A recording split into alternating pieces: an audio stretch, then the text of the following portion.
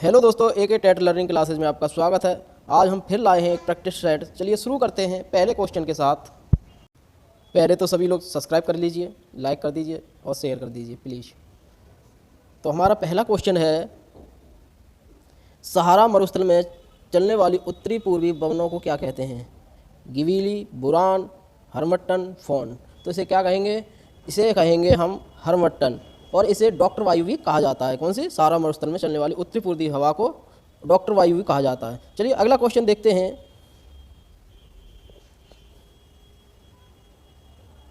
भारत में जुड़वा नगर के नाम से किसे जाना जाता है? कोलकाता, हल्दिया, हैदराबाद, सिकंदराबाद, चेन्नई, कोचीन, कानपुर, लखनऊ। तो जुड़वा नगर के नाम से किसे जाना जाता है? तो ये जाना जाता है हैदराबाद और सिकंदराबाद को। हैदराबाद तेलंगाना की राजधानी है। चलिए अगला क्वेश्चन देखते हैं। 1857 के विद्रोह के समय भारत का गवर्नर जनरल कौन था? 1857 के विद्रोह के समय भारत का गवर्नर जनरल कौन था? Dalhousie, Curzon, Cornwallis, Canning. तो अगर देखें तो ये कैनिंग जो है वो भारत के अंतिम गवर्नर जनरल थे और पहले वायसराय। 1858 में ये वायसराय बने, और जब 1857 की क्रांति हुई तब ये गवर्नर जनरल थे। ईस्ट इंडिया कंपनी का अस्तित्व खत्म करके ब्रिटिश सरकार बनाई थी भारत में, तब ये कैनिंग वायसराय बने थे। उससे पहले अगर बात की जाए 1857, इनसे कैनिंग से पहले तो डलहौजी थे। चलिए अगला क्वेश्चन देखते हैं। ब्रह्म समाज ऑफ साउथ इंडिया की स्थापना कब और किसने की थी? तो 1855 ईस्वी में रानाडे ने, 1831 ईस्वी के श्री धरलूनाडू ने, 1880 ईस्वी के बेपू गोपाल ने, 1870 ईस्वी में गोपाल कृष्ण गोखले ने। तो इसका सही आंसर होगा 1871 ईस्वी में के श्री धरलूनाडू किया था ये। ठीक है, चलिए अगला देखते हैं। ग्राम पंचायतों का संगठन संविधान के किस अनुच्छेद के अंतर्गत आता है? अनुच्छेद 40, अनुच्छेद 44, अनुच्छेद 45, अनुच्छेद 41। तो ये आता है अनुच्छेद 40 के अंतर्गत। यह राज्यों की नीति निर्देशक तत्व के अंतर्गत आता है। सही है, नीति निर्देशक तत्वों के अंतर्गत। कौन सा? ग्राम पंचायतों का संगठन। अगला है, राज्यसभा का संगठन कब किया गया था? 26 जनवरी 1950, 3 अगस्त 1952, 5 जुलाई 1952, 26 सितंबर 1946। तो ये अगर देखे जाए तो ये 3 अगस्त 1952 को इसकी स्थापना की गई, गठन किया गया राज्यसभा का। ये उच्च सदन है और स्थायी सदन है, ये कभी भी भंग नहीं किया जा सकता। चलिए अगला देखते हैं। दिल्ली मेट्रो रेल सर्वप्रथम कब और किन स्टेशनों के बीच चलाई गई? 25 दिसंबर 2002 को 30 हजारी से दशहरा, 25 दिसंबर 2002 को विश्वविद्यालय से केंद्रीय सचिवालय, 25 दिसंबर 2000 को 30 हजारी से शाहदरा, और डी है 25 दिसंबर 2005 को यमुना बैंक से राजीव चौक। तो अगर ये देखा जाए तो ये जापानी तकनीकी से बनाई गई है, और ये 25 दिसंबर 2002 को 30 हजारी से शाहदरा को चलाई गई थी। तो इसका पहला आंसर बिल्कुल सही है। चलिए अगला देखते हैं। VAT लागू करने वाला सबसे पहला राज्य कौन था? गुजरात, दिल्ली, मध्य प्रदेश, हरियाणा। तो VAT को लाग यानी वैट को लाग करने वाला पहला राज्य था, वो था डी, हरियाणा। यह एक प्रकार का अप्रत्यक्ष कर है जो सभी चीज़ों पर लगाया जाता है। तो सबसे पहले किसने किया था? हरियाणा ने। चलिए अगला क्वेश्चन देखते हैं। भारत में राजकोषीय नीति कौन सी संस्था तैयार करती है? रिजर्व बैंक, वित्त मंत्रालय, नीति आयोग, आर्थिक मामलों के मंत्री। तो ये इसको अगर देखा जाए तो ये करती है वित्त मंत्रालय। बिल्कुल सही आंसर है। यह राजस्व संग्रह और व्यय का समुचित प्रबंध है। कौन सा? वित्त मंत्रालय द्वारा राजकोषीय नीति को तैयार करती है। चलिए अगला देखते हैं। प्लेटों का खिसकना या आपस में टकराव किस प्रकार की आपदा सूचक है? भूकंप, सुनामी, ज्वालामुखी, भूस्खलन। तो ये जो आपदा है प्लेटों का खिसकना, ये एक तरह का भूकंप है। भूकंप आएगा तभी ये खिसकती है। अगर भूकंप की तीव्रता नापेंगे तो सिस्मोग्राफी यंत्र द्वारा मापी जाती है, सिस्मोग्राफी यंत्र। ठीक है, चलिए अगला क्वेश्चन देखते हैं। आवश्यकता का सिद्धांत का प्रतिपादन किसने दिया था? युंग, स्टैनहोल, मैस्लो, V.O. स्मिथ। जिन्होंने बीएड किया होगा, VTC की होगी, SC टेट दिया होगा, उन्हें पता है कि आवश्यकता का सिद्धांत मैस्लो ने दिया है। चलिए अगला क्वेश्चन देखते हैं। शिक्षण एक उद्देश्य निर्देशित किया है, यह किसका कथन है? Thorndike, Skinner, V.O. Smith, Spearman. तो इसका सही आंसर होगा V.O. स्मिथ। शिक्षण एक उद्देश्य निर्देशित किया है, यह कथन किसका है? V.O. स्मिथ का। चलिए अगला देखते हैं। प्रत्यक्ष शिक्षा का तात्पर्य है पीछे बैठकर शिक्षा देना, सामने बैठकर शिक्षा देना, खड़े होकर शिक्षा देना, इनमें से कोई नहीं। तो प्रत्यक्ष मतलब होता है सामने, जो प्रत्यक्ष चीज़ें हैं, सामने जो चीज़ें हैं वही प्रत्यक्ष हैं, यानी जो मौजूद हैं हमारे सामने, तो सामने बैठकर शिक्षा दी जाती है। ये बिल्कुल सही आंसर है। चलिए अगला देखते हैं। वैश्विक शिक्षा के मुख्य उद्देश्य क्या है? सर्वोदय समाज की स्थापना करना, सर्वोदय समाज की स्थापना का विरोध करना, ए और बी दोनों। तो सर्वोदय का मतलब हुआ सर्व उदय समाज, तो सर्व उदय यानी सबके लिए उदय हो ऐसी समाज की स्थापना करना, सर्वोदय सभी जगह उदय हो, सर्व जगह उदय हो समाज, ऐसी समाज का विरोध करना। तो विरोध करना नहीं होगा, पहला आंसर बिल्कुल सही है। चलिए अगला देखते हैं। किस वर्ष संयुक्त राष्ट्र संघ ने बालकों के अधिकारों की घोषणा की थी? 20 नवंबर 1989, 20 नवंबर 2000, 20 नवंबर 1988, 20 नवंबर 1987। तो इसका सही आंसर है संयुक्त राष्ट्र ने संघ बालकों के अधिकार की अगर घोषणा की थी तो वो की थी 20 नवंबर 1989 को। चलिए अगला देखते हैं। ग्रेडिंग सिस्टम कब लागू किया गया था? 2008, 2009, 1998, 2000। तो ये ग्रेडिंग सिस्टम का अगर बात की जाए तो ये 2008 तक ग्रेडिंग सिस्टम नहीं था, ग्रेडिंग सिस्टम हुआ है 2009 से शुरू। चलिए अगला देखते हैं। देवनागरी लिपि की उत्पत्ति किस लिपि से हुई है? उत्पत्ति पूछ रहा है किस लिपि से हुई है? ब्राह्मी लिपि, खरोष्ठी लिपि, अरमाइन लिपि, ये सभी। तो इसकी जो देवनागरी लिपि की जो उत्पत्ति हुई है यानी जन्म हुआ है वो हुआ है ब्राह्मी लिपि से, बिल्कुल सही आंसर है। चलिए अगला देखते हैं। लेखन शिक्षण को दो प्रमुख विधियाँ कौन सी हैं? दो प्रमुख विधियाँ। तो क्वेश्चन ही इतना सरल दिया है ये, रूपरेखानुकरण विधि, मॉन्टेसरी विधि। जब दो ही विधि पूछी गई हैं तो दो विधि इसमें दी गई हैं, ये और ये, तो दोनों ही सही हो जाएंगे। ठीक है, क्वेश्चन से भी आंसर बहुत सारे हो जाते थे। चलिए अब आगे देखते हैं अगला क्वेश्चन। स्टैनले हॉल ने किशोर अवस्था को कौन सी अवस्था कहा है? तनाव की अवस्था, संघर्ष की अवस्था, तूफान की अवस्था, ये सभी। तो स्टैनले हॉल ने ये सभी कहा है कि ये सभी तनाव की अवस्था, किशोर अवस्था को तनाव मिलता है इसमें, संघर्ष की अवस्था, बच्चा संघर्ष करता है, तूफान की अवस्था और ये सभी। तो इसका आंसर होगा ये सभी। ऑपरेशन ब्लैक बोर्ड योजना किस वर्ष प्रारंभ की गई थी? 1988, 1987, 1986, 1985। तो ये ऑपरेशन ब्लैक बोर्ड योजना ये बहुत इंपॉर्टेंट क्वेश्चन है, कई बार आ चुका है। तो ये 1987 में शुरू की गई थी। चलिए अगला देखते हैं। अंतर्मुखी, बहिर्मुखी तथा उभयमुखी व्यक्तित्व का वर्गीकरण किसके द्वारा किया गया? Vygotsky, Gestalt, Dewey, Jung. तो इसका सही आंसर है युंग के द्वारा। अंतर्मुखी, बहिर्मुखी तथा उभयमुखी व्यक्तित्व का वर्गीकरण किया गया है युंग, इन्हें जुंग कहते हैं। ठीक है, चलिए अगला देखते हैं। सामाजिक आर्थिक स्तर तथा बुद्धि लब्धि में सामान्यता कैसा संबंध पाया जाता है? धनात्मक, ऋणात्मक, सह संबंध, आंशिक संबंध। तो इसका सही आंसर है सह संबंध, बिल्कुल सही आंसर है। सामाजिक आर्थिक स्तर तथा बुद्धि लब्धि में सामान्यता सह संबंध पाया जाता है, एक दूसरे से जुड़े हुए हैं। अगला है बाल विकास के अध्ययन का मुख्य विषय क्या है? तो अभिरुचि, स्थिति, समस्या। तो मुख्य विषय क्या है बाल विकास के अध्ययन के? बताइए, आप भी बताइए। चलिए, तो अभिरुचि, स्थिति और समस्या, तो ये सभी बाल विकास के अध्ययन का मुख्य विषय है। जब ये सारी चीज़ें उत्पन्न होंगी तो हमारा अभिरुचि यानी कि मन और ज़्यादा लगेगा अध्ययन में। अगला है आनुवांशिकता तथा वातावरण में कैसा संबंध है? पूर्णता संबंध है, आंशिक संबंध है, धनात्मक संबंध है, पूरकता संबंध है। तो ये पूर्णता संबंध और पूरकता संबंध है, तो इसका सही आंसर ज़्यादा सही होगा। चलिए अगला देखते हैं। नियमानुसार सीखना क्या कहलाता है? अर्थपूर्ण, व्यवहारिक सीखना, विकसित सीखना, ये सभी। तो नियमानुसार ये सभी होंगे, क्योंकि अर्थपूर्ण भी अर्थ के लिए भी पढ़ते हैं, व्यवहार सीखने के लिए भी पढ़ते हैं, और विकसित सीखना यानी पूरी तरह से सीखना। तो ये सभी बिल्कुल सही आंसर है। सीखना कैसी प्रक्रिया है? सीखना कैसी प्रक्रिया? सीखना एक सीमित प्रक्रिया है, सीखना एक निरंतर चलने वाली प्रक्रिया है, सीखना एक कठोर प्रक्रिया है, उपरोक्त सभी। तो इसका क्या आंसर होगा ये आप ध्यान लगा के, क्योंकि आपने अगर सीटेट दिया है तो ये बहुत ही सरल, बहुत ही अच्छा क्वेश्चन है। सीखना एक सीमित है, सीमित जैसी चीज़ें आ जाएँ तो हमारे लिए साइकोलॉजी नेगेटिव देती है, और कठोर जैसी चीज़ें आए तो नेगेटिव देती हैं, तो ये तो होगा ही नहीं। तो तीसरा बिल्कुल सही आंसर, सीखना एक निरंतर चलने वाली प्रक्रिया है। चलिए अगला क्वेश्चन देखते हैं। शिक्षण सहायक सामग्री कितने प्रकार की होती है? 3, 4, 2, 5। तो शिक्षण संबंधी जो सामग्री है वो होती है कितने प्रकार की? 3 प्रकार की। सही है, द्रव्य, श्रव्य और दोनों, 3 प्रकार की हो गई। चलिए अगला क्वेश्चन है,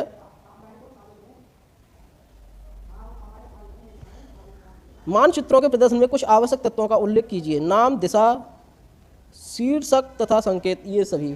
तो इसका सही आंसर होगा ये सभी। दिशा भी होती है मानचित्र के प्रदर्शन में, शीर्षक, संकेत भी होता है, नाम भी होता है, सारी चीज़ें होती हैं। चलिए अगला है, थॉर्नडाइक के प्रयास एवं त्रुटि सिद्धांत का प्रतिपादन किस वर्ष किया गया था? बहुत ही कठिन क्वेश्चन दिया गया है, ऐसे क्वेश्चन शायद ना भी पूछे लेकिन पूछ भी सकता है। तो इसमें देखते हैं, क्रमशः 1890 ईस्वी तथा वर्ष 1913 ईस्वी, क्रमशः 1898 ईस्वी तथा 1910 ईस्वी, क्रमशः 1985 ईस्वी, 1912 ईस्वी, क्रमशः 1898 ईस्वी तथा 1913। तो ये लास्ट वाला जो आंसर है डी बिल्कुल सही है, 1898 ईस्वी तथा वर्ष 1913 ईस्वी। चलिए अगला देखते हैं, साइजोइड वर्ग में किस श्रेणी के बालक आते हैं? विशिष्ट बालक, प्रतिभाशाली बालक, पिछड़े बालक, सामान्य बालक। तो साइज वर्ग में किस श्रेणी, साइज वर्ग एक अच्छे बालकों के लिए ग्रहण की जाती है, श्रेणी दी जाती है, तो ये प्रतिभाशाली बालक ही होते हैं ऐसे जो अच्छा कार्य करते हैं। चलिए अगला है, साहित्यकार ममता कालिया को अक्टूबर 2018 को कौन सा अवार्ड प्रदान किया गया था? तो 2018 को कौन सा अवार्ड प्रदान किया गया था, ये आपको भी पता होना चाहिए। 24वां व्यास सम्मान, 25वां व्यास सम्मान, 26वां व्यास सम्मान। तो ये 2018 में 27वां व्यास सम्मान प्रदान किया गया था। चलिए अगला देखते हैं, विश्व भुखमरी सूचकांक 2018 में भारत का कौन सा स्थान रहा? 110वां, 100वां, 103वां, 120वां। तो इसका सही आंसर है 103वां था 2018 में। और अभी की बात की जाए 2023 की, तो ये हो गया है 111। यानी हमारी स्थिति खराब होती जा रही है। ये चिंतनीय विषय है, पता नहीं क्यों लोग नहीं समझ रहे हैं, अब समझना भी चाहिए। देखते हैं, चलिए अगला क्वेश्चन है, किस राज्य सरकार में अक्टूबर 2018 में निर्माण कुसुम योजना की शुरुआत की?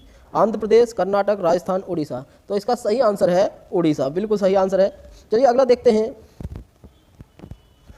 अक्टूबर 2018 में किसे वैज्ञानिक एवं औद्योगिकी अनुसंधान परिषद CSIR का महानिदेशक नियुक्त किया गया? निमेश साहा, डॉक्टर शेखर पांडे, रजनीकांत मिश्रा, इनमें से कोई नहीं। तो इसका सही आंसर है V, डॉक्टर शेखर पांडे। चलिए अगला है, प्रतिष्ठित आइंस्टीन पुरस्कार 2018 किसे प्रदान किया गया? अभय आस्तेकर, प्रवज खरे, विनोद मिश्रा और घनश्याम चौधरी। तो ये जो पुरस्कार दिया गया था वो दिया गया था अभय आस्तेकर, ठीक है, आइंस्टीन पुरस्कार। चलिए अगला है, G4 विदेश मंत्रियों की बैठक इस सितंबर 2018 को कहाँ संपन्न हुई थी? तो यहाँ पर क्वेश्चन कर लीजिए, G20 2023 कहाँ पर संपन्न हुआ था? तो ये हुआ था नई दिल्ली, ठीक है। अगर G4 विदेश मंत्रियों की बैठक 2018 देखी जाए तो ये न्यूयॉर्क USA में हुई थी, ठीक है। चलिए अगला देखते हैं, पृथ्वी सेकंड मिसाइल का रात्रिकालिक सफल परीक्षण अक्टूबर 2018 को कहाँ किया गया था? तो कहाँ किया गया था, कहाँ किया जाता है ये? तो ये किया जाता है चांदीपुर में, ऐसी मिसाइलों का परीक्षण। चलिए अगला है, सौभाग्य योजना में किसे शामिल किया गया है? केवल ग्रामीण क्षेत्र को, केवल शहरी क्षेत्र को, शहरी और ग्रामीण क्षेत्र दोनों को। तो ये सी आंसर बिल्कुल सही है। कोई भी योजना की जाती है तो दोनों के लिए लाभ मिले, क्योंकि दोनों ही जगह लोग सीमित यानी गरीब लोग रहते हैं, ऐसी बात नहीं है। चलिए अगला क्वेश्चन है, किस राज्य ने भारत में सर्वप्रथम सिंगल वुमेन पेंशन योजना की शुरुआत की है? आंध्र प्रदेश, तेलंगाना, तमिलनाडु, कर्नाटक। तो ये बताइए किसने शुरू की थी? आप लोगों को ध्यान होगा, काफ़ी चर्चा में रही थी, ये की थी तेलंगाना, यानी हैदराबाद राजधानी है तेलंगाना की। चलिए अगला है, समावेशी भारत अभियान की शुरुआत किस मंत्रालय ने किया है? वाणिज्य मंत्रालय, महिला एवं बाल विकास मंत्रालय, सामाजिक न्याय एवं अधिकारिता मंत्रालय, वन एवं पर्यावरण मंत्रालय। तो इसका सही आंसर होगा सामाजिक न्याय एवं अधिकारिता मंत्रालय। सामाजिक भारत अभियान की शुरुआत किसने की है? सामाजिक न्याय एवं अधिकारिता मंत्रालय ने। चलिए अगला क्वेश्चन है, किस देश ने अक्टूबर 2018 में मृत्यु दंड समाप्त करने का निर्णय लिया है? Sri Lanka, Malaysia, Afghanistan, Ireland. ये क्वेश्चन, ये जो किस देश ने मृत्यु दंड समाप्त किया था, ये बहुत ही चर्चा में रहा था, बहुत ही ज़्यादा। तो आप बताइए, ये मलेशिया ने मृत्यु दंड भी बिल्कुल समाप्त कर दिया है। अब यहाँ मृत्यु दंड नहीं दिया जाएगा किसी भी व्यक्ति को। आधार कार्ड में छपी 12 अंकों की संख्या किस संस्था द्वारा जारी किया जाता है? भारतीय विशिष्ट पहचान प्राधिकरण, विज्ञान एवं प्रौद्योगिकी विभाग, इसरो, या उपरोक्त में से कोई नहीं। तो ये बिल्कुल सही आंसर है, भारतीय विशिष्ट पहचान प्राधिकरण द्वारा ये जारी किया जाता है 12 अंकों की संख्या। अगला है, देश का पहला क्रिप्टो करेंसी ATM अक्टूबर 2018 को कहाँ इंस्टॉल किया गया? पुर्ज, बेंगलुरु, नई दिल्ली, हैदराबाद। तो इसका सही आंसर है B, बेंगलुरु में पहला क्रिप्टो करेंसी ATM चालू किया गया। चलिए अगला देखते हैं, किस वरिष्ठ अधिवक्ता को 10 अक्टूबर 2018 को भारत का 28वां सॉलिसिटर जनरल नियुक्त किया गया? पंकज शर्मा, रंजीत कुमार, तुषार कुमार। तो ये सही आंसर है, तुषार कुमार को नियुक्त किया गया था। साइलेंट स्प्रिंग के लेखक कौन है? अरविंद अडिगा, रसेल कार्सन, चेतन भारत और विष्णु प्रकाश। तो इसका सही आंसर है B, रसेल कार्सन। चलिए अगला देखते हैं, द्रोणाचार्य पुरस्कार का संबंध किससे है तथा यह किसे प्रदान किया जाता है? खेल क्षेत्र का, शिक्षा क्षेत्र का, पत्रकारिता क्षेत्र का, अनुवाद क्षेत्र का। तो ये खेल क्षेत्र का विषय है। द्रोणाचार्य खेल, जो खेल अच्छा खेलते हैं उन्हें प्रदान किया जाता है। चलिए अगला क्वेश्चन देखते हैं, विजय हजारे ट्रॉफी किस खेल से संबंधित है? तो इसका सही आंसर है, देखिए, फुटबॉल, क्रिकेट, बैडमिंटन, हॉकी। तो विजय हजारे ट्रॉफी हॉकी से संबंधित है। Trophy Vijay Hazare trophy hockey से संबंधित है। चलिए अगला है, ओलंपिक खेलों में सर्वाधिक पदक जीतने वाला रिकॉर्ड किस खिलाड़ी के नाम है? Usain Bolt, Michael Phelps, Michael ड्रैक्स, ईमान थोरपे। तो ओलंपिक खेलों में सबसे ज़्यादा पदक जीतने का रिकॉर्ड अगर किसी के नाम है तो ये है माइकल फेल्प्स, ठीक है, तो बी भी आंसर बिल्कुल सही है। अगला है भारत वेस्ट इंडीज टेस्ट श्रृंखला 2018 में मैन ऑफ द सीरीज किसे घोषित किया गया था। तो अगर man of the match series की अगर बात करें, आपने अगर 2018 का क्रिकेट मैच देखा हो तो उसमें पृथ्वी शॉ को मैन ऑफ द सीरीज घोषित किया गया था। ठीक है, उमेश यादव ने बहुत अच्छी बॉलिंग की थी। चलिए अगला है अगेंस्ट द स्ट्रीम नामक पुस्तक की रचना किसने की। गुलनार मिर्डल, सलमान खुर्शीद, तस्लीमा नसरीन, खुशवंत सिंह। तो ये इसका आंसर होगा हमारा Gulnar Myrdal, the against stream. ठीक है, चलिए अगला क्वेश्चन देखते हैं। कांग्रेस के किस अधिवेशन में असहयोग आंदोलन को तेज करने और सविनय अवज्ञा आंदोलन को शुरू करने की योजना बनी। दिसंबर 1907 सूरत में, दिसंबर 1916 लखनऊ में, दिसंबर 1920 कोलकाता में, दिसंबर 1921 अहमदाबाद में। तो इसका सही आंसर है अहमदाबाद। ये असहयोग आंदोलन को तेज करने और अवज्ञा आंदोलन की शुरुआत कहाँ, 1921 अहमदाबाद। चलिए अगला क्वेश्चन देखते हैं। भारत में सर्वप्रथम मानसून किस राज्य में प्रवेश करता है। केरल, अंडमान निकोबार द्वीप समूह, मेघालय, तमिलनाडु। तो इसका आंसर होगा हमारा बिल्कुल सही, केरल में जब शुरुआत होती है तो केरल से ही शुरुआत होती है भारत में। ठीक है, चलिए अगला देखते हैं। 2011 के अनुसार उत्तर प्रदेश में अनुसूचित जनजाति की सर्वाधिक संख्या कहाँ है। मिर्जापुर, सोनभद्र, ललितपुर, खीरी। तो 2011 के अनुसार अनुसूचित जनजाति की सर्वाधिक संख्या कौन से जिले में हो, तो आपको भी इसका पता होना चाहिए। तो ये है सोनभद्र में सबसे ज़्यादा जनसंख्या है अनुसूचित जनजाति यानी एसटी की। चलिए अगला क्वेश्चन है। खालिद मोहम्मद आर्या किस देश के राष्ट्रपति निर्वाचित हुए हैं। Iraq, Iran, Maldives. तो ये नियुक्त हुए थे मालदीव के। चलिए अगला क्वेश्चन देखते हैं। प्रतिष्ठित सिमोल पीस प्राइज 2018 का अवार्ड किसे दिया गया था। नरेंद्र मोदी, रवि Jinping, Donald Trump, Vladimir Putin. तो ये बिल्कुल सही आंसर है, बहुत ज़्यादा चर्चा में रहे थे नरेंद्र मोदी जी। अगला क्वेश्चन है। वेस्ट इंडीज के किस क्रिकेटर ने अक्टूबर 2018 में अंतर्राष्ट्रीय मैचों के 3 फॉर्मेट से संन्यास ले लिया। Chris Gayle, Darren Sammy, Kieron Pollard, Dwayne Bravo. तो इसका सही आंसर है डी, बिल्कुल इवेन ब्रावो ने संन्यास ले लिया। बहुत लोग इससे दुखी हुए थे, एकदम संन्यास ले लिया इन्होंने। चलिए अगला देखते हैं। अंतर्राष्ट्रीय सौर गठबंधन की पहली आम सभा अक्टूबर 2018 में आयोजित की गई। तो इसका सही आंसर है London Britain, Tokyo Japan, Durban दक्षिण अफ्रीका, नई दिल्ली भारत। तो अंतर्राष्ट्रीय सौर गठबंधन की पहली आम सभा अक्टूबर 2, ये बहुत ही चर्चा में रही थी, तो नई दिल्ली में शुरू की गई थी। लावा नृत्य भारत के किस संघ शासित क्षेत्र से संबंधित है। गुजरात, दमनदीप, नागर हवेली, दादर हवेली, राजस्थान। तो इसका सही आंसर है वी, दामन एवं दीप, दमन एवं दीप। चलिए अगला देखते हैं। रंगशाला क्या है। सभागार, मंच, सभागार एवं मंच, सभागार एवं मंच। तो इसका सही आंसर है सी, सभागार, मंच एवं नेपथ्य। सही है। चलिए अगला देखते हैं। हिंद रंगमंच की शुरुआत किसके नाटकों से होती है। मोहन राकेश, जयसी, भारतेंदु हरिश्चंद्र, फणीश्वर नाथ रेणु। तो इसका सही आंसर है सी, भारतेंदु हरिश्चंद्र के नाटकों से शुरू होती है। चलिए अगला देखते हैं। ऑपरेटिंग सिस्टम को कंप्यूटर की मेमोरी में लोड करने को क्या कहा जाता है। बूटिंग, बायोस, प्रोसेस, सूचना। तो इसे कहा जाता है बूटिंग। ऑपरेटिंग सिस्टम को कंप्यूटर की मेमोरी में लोड करना क्या कहलाता है, बूटिंग। अगला है ग्राफिक इमेज को कंप्यूटर में किसकी सहायता से इनपुट करते हैं। तो ये करते हैं जॉयस्टिक, स्कैनर की सहायता से, प्रिंटर की सहायता से, लाइट पेन की सहायता से। तो ग्राफिक इमेज को कंप्यूटर में किसकी सहायता करते हैं, स्कैनर की सहायता से। चलिए अगला है। माइक्रो कंप्यूटर में स्मृति क्षमता कितनी होती है। तो इसकी क्षमता कितनी होती है, 10 GB, 64 KB से GB, 4 GB से 10 TB, 50 MB से 10 GB। माइक्रो कंप्यूटर में स्मृति क्षमता कितनी होती है, तो इसकी होती है 64 KB से GB तक। अगला है। वेब पोर्टल का उपयोग किस प्रकार की कंपनी करती है। ई कॉमर्स, ई बैंकिंग, ई ट्रेडिंग या ये सभी। तो ये करती हैं ये सभी किसे, वेब पोर्टल का उपयोग। चलिए अगला देखते हैं। CAI में किन सिद्धांतों का पालन किया जाता है। स्वगति से स्वाध्याय, साहित्य अनुक्रिया, तुरंत प्रतिपुष्टि, ये सभी। तो इसका सही आंसर है ये सभी, CAI में इन सिद्धांतों का।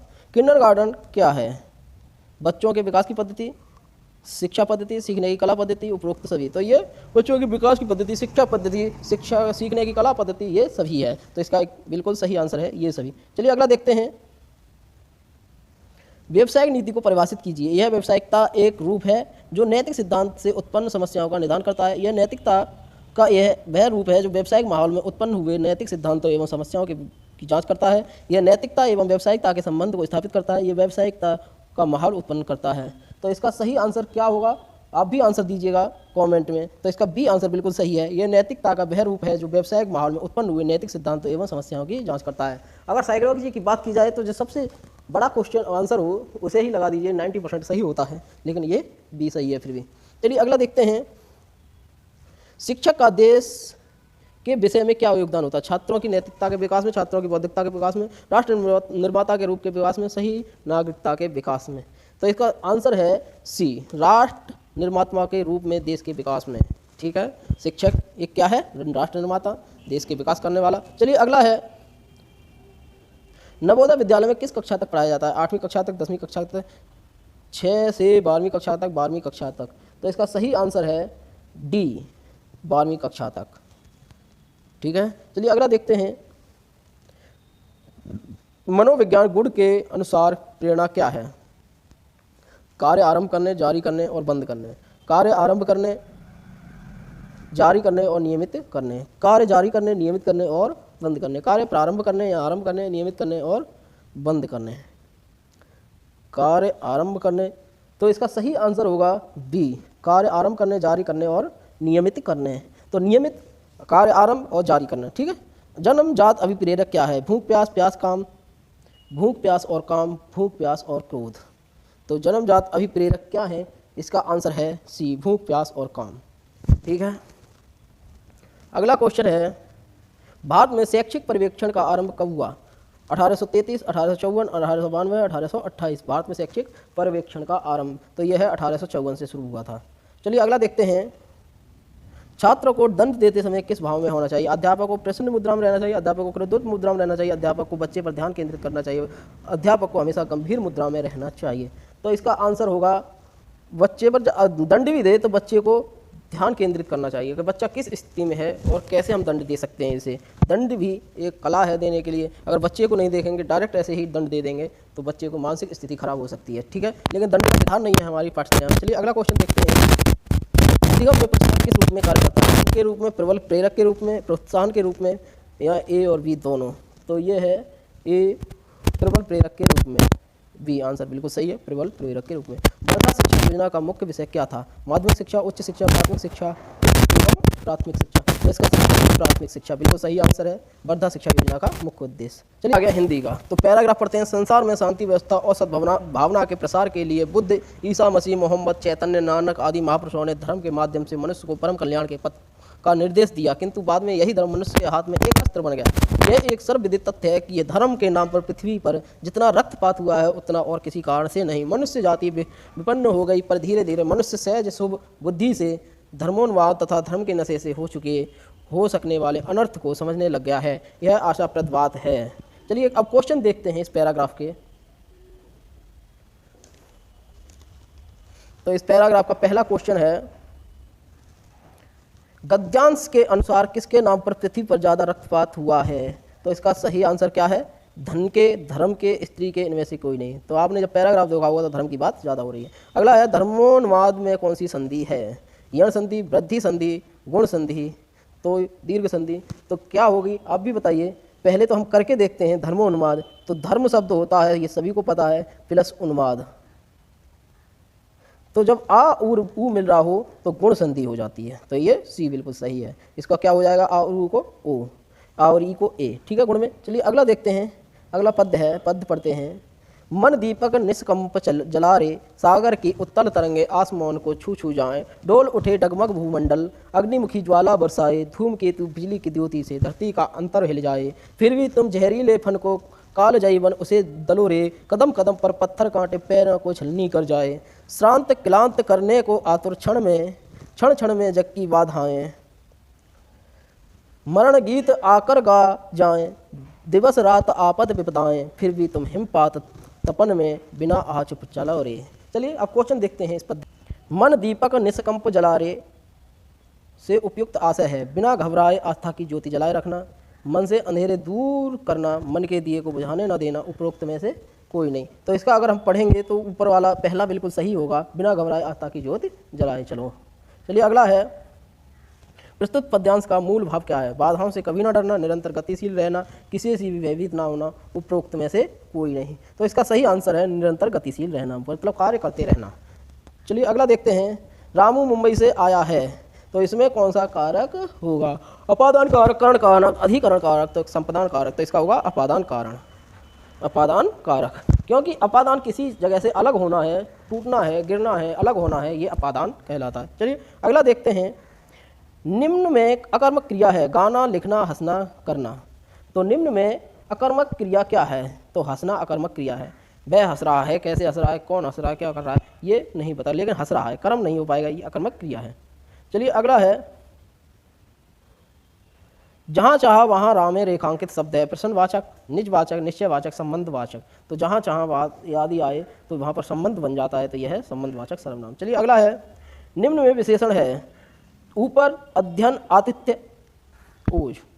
तो ऊपर दिशा हो गई, अध्ययन पढ़ना हो गया, ओज तेज हो गया मतलब कि ओजस्वी। तो आतिथ्य मतलब आतिथ्य करना, मतलब कि सत्कार करना, सत्कार कैसा करना, अच्छा करना, उसे आतिथ्य कहते हैं। चलिए अगला क्वेश्चन देखते हैं। निम्न में भविष्यत काल का उदाहरण है, गाड़ी आई, राम जाएगा, वर्षा हो रही है, राधा पानी पीती है, तो जाएगा भविष्यत काल है। अगला है। निम्न में क्रिया विशेषण लगभग, की ओर, तथा, अर्थात। तो इसका सही आंसर है लगभग, क्रिया विशेषण है। चलिए अगला क्वेश्चन है। अर्ध समृद्ध स्वर कौन से हैं? आ ए उ। तो समृद्ध, विवृत, अर्धसमृद्ध, अर्धविवृत, ये चार होते हैं। समृद्ध मानी होता है बंद, अर्ध समृद्ध मानी होता है आधा खुला, विवृत मानी होता है पूरी तरह से खुला हुआ है, और अर्ध विवृत होता है आधा खुला हुआ। तो इसका सही आंसर होगा अर्ध समृद्ध आ। ठीक है। चलिए अगला देखते हैं। पावन शब्द का संधि विच्छेद कीजिए। पो धन अन, पो धन अन, पे धन अन, पे अन। तो पावन शब्द का अगर हम देखें तो इसमें अयादि संधि है। ठीक है। तो अयादि संधि बिल्कुल पौ धन अन। चलिए अगला देखते हैं। मारियल तथा अड़ियल शब्द में प्रयुक्त प्रत्यय कौन सा है? यल, यल, अयल, अल। तो इसका सही आंसर है यल, प्रत्यय है यल। हाथों में हाथ समास का नाम बताइए। कर्मधारय तत्पुरुष दिगु अव्ययी भाव। तो इसका सही आंसर है अव्ययी भाव। अगला देखते हैं। काजू और गमला का संबंध किस भाषा से है? पश्तो, फारसी, पुर्तगाली, जर्मनी। तो इसका संबंध है पुर्तगाली से। धुआं और ऑक्सीजन किस प्रकार की संज्ञा है? भाववाचक संज्ञा, जातिवाचक संज्ञा, व्यक्तिवाचक संज्ञा, द्रव्यवाचक संज्ञा। तो आप बताइए। तो इसका द्रव्यवाचक संज्ञा है, जिसमें गैस आदि की बात हो, द्रव्य की बात हो, पदार्थ की बात हो। चलिए अगला है। सीता अत्यंत सुंदर है, वाक्य में विशेषण है अत्यंत सुंदर सीता। तो कौन सा है विशेषण?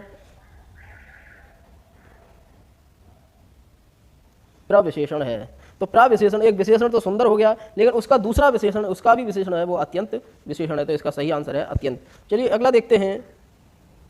साकेत के रचनाकार हैं सुमित्रानंदन पंत, मैथिली शरण गुप्त, सिया राम शरण गुप्त, निराला। तो इसका सही आंसर होगा मैथिली शरण गुप्त, साकेत के रचनाकार। अगला है। भारत मुनि के अनुसार रसों की संख्या कितनी है? 9, 10, 8, 11। तो इसका सही आंसर है सी 8। नवरस सभी के अनुसार है, भरत मुनि के अनुसार 8। चलिए अगला देखते हैं। जहाँ उपमेय में उपमान का संदेह होता है वहाँ कौन सा अलंकार होता है? रूपक, भ्रांतिमान, संदेह, वक्रोक्ति। तो उपमेय में उपमान का संदेह हो वहाँ संदेहवाचक ही होगा, जहाँ संदेह की हमें अभिलाषा हो रही हो वहाँ संदेह अलंकार होगा। चलिए अगला देखते हैं। मंचस्य ... वन राजा सिंह तिष्ठति। तो इसमें कौन सा होगा ये बताइए। तो इसका इदानीम, उपरि, हिरया, स्वाहा। तो मंचस्य उपरः वानरा सिंह तिष्ठति, यानी मंच के ऊपर वानरराज सिंह, यानी वनराज सिंह और सिंह तिष्ठति बैठता है। किसके ऊपर? मंच के ऊपर। चलिए अगला देखते हैं। माम अयम शोकः अग्नि दहति यदा ईव ईव सर्वत्र। तो इसका आंसर होगा माम अयम शोकः अग्नि ईव दहति। ठीक है, ईव आंसर होगा। चलिए अगला देखते हैं। लता सीते त्वम कुत्र गम। तो गम धातु होगी, तो कौन से? लता सीते त्वम कुत्र गच्छसि, गच्छामि, गच्छेत, गच्छवा। तो इसका सही आंसर होगा गच्छसि। ठीक है, द्विपुरुष है तो इसमें गच्छसि होगा। चलिए अगला देखते हैं। तत्र त्रिस्त्रा फलानि सन्ति, तृतीया, त्रीणि, तृतीयम, त्रि। तो इसका आंसर होगा बी, त्रीणि। तत्र त्रीणि फलानि सन्ति, यानी बहुवचन। चलिए अब पैराग्राफ देखते हैं। प्राचीन काले शुद्धोधना नाम राजा आसीत्, तस्य सिद्धार्था नाम पुत्र अभवत्। सिद्धार्थस्य पालनं विमाता गोमती अकरोत्, अतः तस्य नाम गोमतः अपि आसीत्। सिद्धार्थस्य हृदयं दयापूर्णम् आसीत्, एकदा सिद्धार्थस्य भ्राता एकं हंसं बाणेन अनहत्। तो सिद्धार्थस्य पालनम अकरोत्, सिद्धार्थ का पालन किसने किया था ये बताइए। इसमें एक लिखा हुआ है प्राचीन शुद्धोधना नाम आसीत्, तस्य सिद्धार्थ नाम पुत्र, सिद्धार्थ पालनम विमाता। तो किसने किया था? विमाता ने। चलिए अगला देखते हैं। कस्य हृदय दयापूर्ण आसीत, तो किसके हृदय में दयापूर्ण है, तो किसके हृदय में है, तो ये ऊपर लिखा हुआ है सिद्धार्थस्य हृदयम। चलिए अगला देखते हैं। जाड्यम धियो हरति सिंचति वाची सत्यम मनोन्नतिम दिशति पापम करोति चेता प्रसादयति दीक्षु तिनोति कीर्तम सत्संगति कथयम किम न करोति कुसाम। तो इसका आंसर देखें, सत्संगति कस्य जाड्यम हरति, तो इसका आंसर है धियो, सत्संगति धियो जाड्यम हरति। चलिए अगला देखते हैं। क्या किसी वस्तु की औसत चाल शून्य हो सकती है? नहीं, हाँ, अनिर्धारित, इनमें से कोई नहीं। तो बताइए क्या किसी की गति, औसत चाल की गति शून्य हो सकती है? तो इसका आंसर है नहीं, किसी की चाल गति शून्य नहीं हो सकती। अगर चलना हो तो बिना गति चाल के शून्य के नहीं, बिल्कुल अगली चाल के नहीं चल सकती। चलिए अगला है। 250 ग्राम द्रव्यमान की गेंद बल्ले से 10 मीटर के वेग से टकराती है तथा 0.01 सेकंड में समान वेग से वापस लौटती है। गेंद द्वारा बल्ले पर आरोपित बल ज्ञात करें। तो ये मैथ का क्वेश्चन है, तो ये न्यूटन के हिसाब से मापा जाएगा। चलिए इसका आंसर देखते हैं। इसका answer B, answer B 500 newton. चलिए अगला क्वेश्चन है। मुक्त रूप से गिरता हुआ पिंड पृथ्वी सतह पर पहुंच जाता है और रुक जाता है, इसकी गतिज ऊर्जा क्या होगी? शून्य, अनंत, ऋणात्मक। तो इसका सही आंसर है शून्य, क्योंकि रुक गया, अब उसकी गतिज ऊर्जा कुछ भी नहीं है। चलिए अगला देखते हैं। मस्तिष्क की जांच करने वाली मशीन है अल्ट्रासाउंड, स्कैनर, ईसीजी, इनमें से कोई नहीं। तो इसका स्कैनर, मस्तिष्क की जांच कौन करता है? स्कैनर। दो तंत्रिका कोशिकाओं के मिलने के स्थान को क्या कहते हैं? तंत्रिका तंतु, एक्सॉन, सिनेप्स, इनमें से कोई नहीं। तो इसका सही आंसर है सी, सिनेप्स कहते हैं। दो तंत्रिका कोशिकाओं को मिलने के स्थान को क्या कहते हैं? सिनेप्स। चलिए अगला देखते हैं। प्रोटीन के मुख्य स्रोत हैं दाल, दूध, दही, ये सभी, तो ये सभी है प्रोटीन के। चलिए अगला देखते हैं। कार्बन मोनोऑक्साइड किस प्रकार O2 का परिवहन रोकती है? यह हीमोग्लोबिन से बन जाती है, यह ऑक्सीजन से बन जाती है, ए और बी दोनों। तो इसका सही आंसर है ए, यह हीमोग्लोबिन से बन जाती है। चलिए अगला देखते हैं। आसवन को परिभाषित की, द्रव्य को क्वथित करके वाष्प में परिवर्तित एवं पुनः वाष्प का संकलन। द्रव्य को क्वथित करना, द्रव्य को वाष्पित करना, केवल द्रव्य की वाष्प का संग्रहण करना। तो 48 का ए बिल्कुल सही है, द्रव्य को क्वथित करके वाष्प में परिवर्तन एवं पुनः वाष्प का संग्रहण करना। अगला देखते हैं। जब तनु हाइड्रोक्लोरिक अम्ल HCl की प्रक्रिया क्रियाशील धातुओं से होती है तो कौन सी गैस उत्पन्न होती है? Hydrogen, nitrogen, chlorine, hydrochloric gas. तो इसका सही आंसर है ए, हाइड्रोजन उत्पन्न होती है। चलिए अगला देखते हैं। एक कार्बनिक अम्ल का उपयोग पिक्रिक अम्ल, विस्फोटक, फिनोल्फेथसीन सूचक, वेकेसाइड, सेलोस, एस्प्रिन, सैलिसिलिक अम्ल आदि बनाने में किया जाता है। इस कार्बन का यौगिक नाम बताइए? बेंजीन, फिनॉल, कोटिन, इनमें से कोई नहीं। तो इसका सही आंसर है फिनॉल। चलिए अगला देखते हैं। संविधान के भागों को पढ़ते हैं। चलिए, तो पहला भाग है संघ, राज्य और उसका क्षेत्र, 1 से 4 अनुच्छेद। अगला है दूसरा भाग नागरिकता, जो 5 से 11 अनुच्छेद है। तीसरा भाग है मौलिक अधिकार, 12 से 35 अनुच्छेद। चौथा है राज्य के नीति निर्देशक तत्व, जो कि 36 से 51 तक है। अगला है भाग 4 का, जो कि संशोधित करके जोड़ा गया है, मौलिक कर्तव्य जोड़े गए हैं इसमें अनुच्छेद 51 का जोड़ा गया है, 42वां संविधान संशोधन 1976 द्वारा जोड़ा गया है। अगला है 5वां केंद्रीय प्रशासन, जिसमें 52 से 151 अनुच्छेद हैं। अगला है भाग 6 राज्य प्रशासन, 152 से 237। अगला है 7वां, जो कि निरस्त कर दिया गया है, जो प्रथम अनुसूची में राज्य हैं उनके भाग। चलिए, इसमें 238 अनुच्छेद से निरस्त कर दिया है 7वां संविधान संशोधन 1956 के द्वारा। आज के लिए इतना ही, फिर आएंगे नई सीरीज के लिए, नए प्रैक्टिस सेट के साथ, नए मॉडल के साथ। चलिए लाइक कीजिए, सब्सक्राइब कीजिए, कमेंट कीजिए, शेयर कीजिए। धन्यवाद। आपका दिन शुभ हो।